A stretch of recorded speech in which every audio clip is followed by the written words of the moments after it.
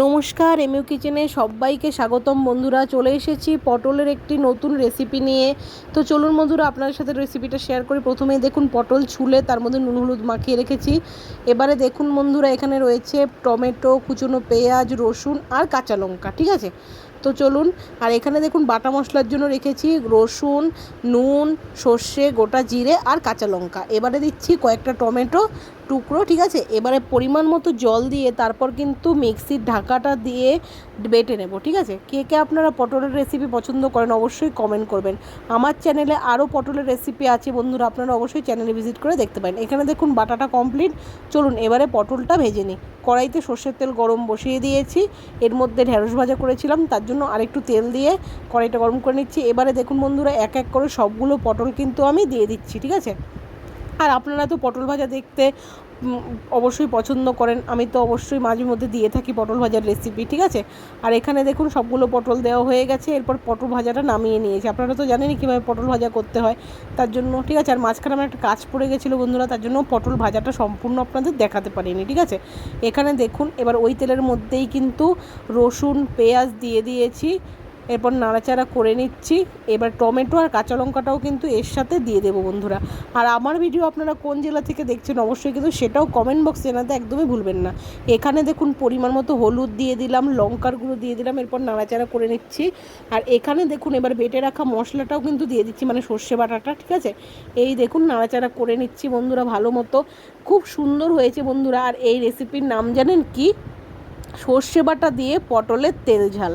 এই দেখুন ভালো মতো নাড়াচাড়া করে নিচ্ছি। এবারে পরিমাণ মতো নুন দিয়ে দিচ্ছি। এই পটলের তেল ঝাল খেতে কে কে পছন্দ করেন অবশ্যই কিন্তু কমেন্ট করবেন। আর যদি ঘরে সর্ষে বাটা আর যদি পটল থাকে অবশ্যই কিন্তু চটপট রান্নাটা করে ফেলুন।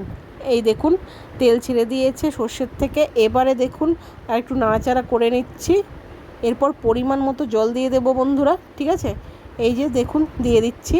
মিক্সির মধ্যে একটু জল দিয়ে ঝাঁকিয়ে তারপর দিয়ে দিয়েছি। একদমই কোনো জিনিস নষ্ট করি না আমি, আপনারা তো জানেন ভালো মতো। এরপর আরেকটু পরিমাণ মতো জল দেবো বন্ধুরা, ঠিক আছে। এই দেখুন দিয়ে দিচ্ছি। এরপর একটু ফুটিয়ে নিয়েই তারপর পটলগুলো কিন্তু দিয়ে দেবো। এই দেখুন নাড়াচাড়া করে নিলাম ভালো মতো। এই দেখুন কত সুন্দর ফুটে আসছে। এরপর কিন্তু এক এক করে সবগুলো পটল আমি দিয়ে দেবো। এই দেখুন লাল লাল করে ভেজে রাখা পটলটা দিয়ে দেবো। আপনাদেরকে দেখিয়ে দিলাম চটপট। দেখুন বন্ধুরা, আর ভিডিও ভালো লাগলে কিন্তু অবশ্যই লাইক কমেন্ট শেয়ার সাবস্ক্রাইব করতে একদমই ভুলবেন না। আর আর আপনারা কিন্তু আপনাদের আত্মীয় পরিজনদের সাথে আমার ভিডিও শেয়ার করতে পারেন, ঠিক আছে। আর তাদের ভালো লাগে তাদেরকেও কিন্তু সাবস্ক্রাইব করতে বলতে একদমই ভুলবেন না। এই দেখুন বন্ধুরা ভালো মতো কিন্তু পটলটা ফুটিয়ে নিচ্ছি। এই দেখুন কত সুন্দর লাগছে না দেখতে। এই দেখুন রান্নাটা কিন্তু হয়ে গেছে। চলুন এবারে কিন্তু নামিয়ে পরিবেশন করলেই তৈরি হয়ে যাবে এই সর্ষে বাটা দিয়ে পটলের তেল ঝাল। এই দেখুন কত সুন্দর লাগছে দেখতে বন্ধুরা।